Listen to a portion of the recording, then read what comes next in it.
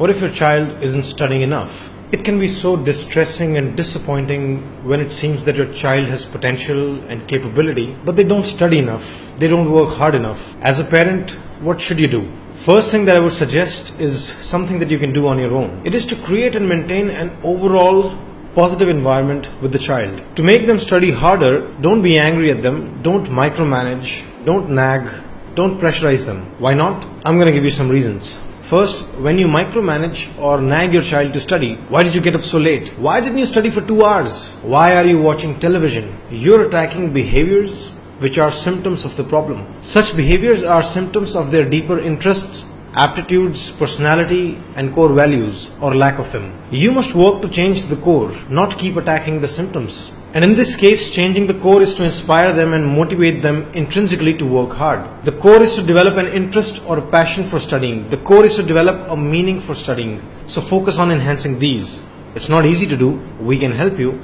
But that's the only way, at least the only sane one. Stop attacking the symptoms. Second, micromanaging and nagging doesn't work. It is in fact counterproductive. It clearly creates a negative environment which is not conducive to learning and growth. Research is clear that positive emotions lead to better learning and high levels of stress can impair learning. When you micromanage, nag and pressurize your child constantly, you take away the positive emotions and you increase stress. How do you then expect them to learn well? It's so ironic. You want them to learn, but you are destroying the conditions in which they can learn. It's not so easy to remain positive now, is it?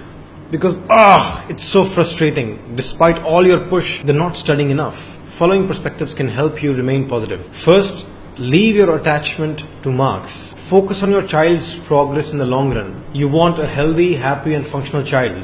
So work towards that. It's really hard to leave your attachment to marks, but you can do it if you remain conscious that marks are a very short-term goal. And if you don't step back from it, it can blind you. So many parents get so obsessed with marks that they forget the long-term goals like the child's actual learning, their sleep, diet, fitness, mental health, recreation, social integration, etc. All of these are nowhere in the list of priorities. What kind of life would your child create for themselves if you ignore all of that? You must take a long-term view on life. So if you focus on the bigger picture and let go of the attachment to marks, you won't suddenly become disappointed or angry every time you hear your child scored less than your expectations. You'll remain positive, which is good for you, good for the child, and good for the relationship. Second, many parents fear that my child simply isn't hardworking. How will they ever become independent, much less successful? As for hard work, remember that whenever your child finds practical work, something hands-on, they might automatically work really hard. School books inherently are not good at generating motivation to work hard. So don't judge their hardworking capacity by their current levels, which you see at studies. Everyone has a capacity to work hard, at least harder than they do at school. So let life take its own course. Don't be disappointed in your child and don't get angry. Finally, just remember how difficult it is to change. Think for yourself. Whenever you get angry, burst at your child, some people even beat them, don't you regret later? Oh, I was so harsh. I shouldn't have criticized them so bad.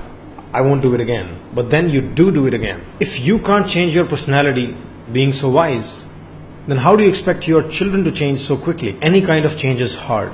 Real hard. You need to empathize with their struggle.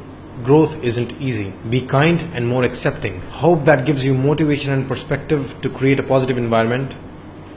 That's it. If you think your son or daughter needs counseling or life coaching, you should book an appointment with me. I help adolescents and young adults in following areas: taking responsibility and developing work ethic, improving concentration and productivity, controlling addiction to video games, phone, TV, internet, and social media, managing anger and bad temperament, reducing social anxiety, enhancing social skills and learning to build friendships, developing crucial human values like respect, gratitude, humility, compassion, etc., establishing basic health habits for diet, sleep, and exercise.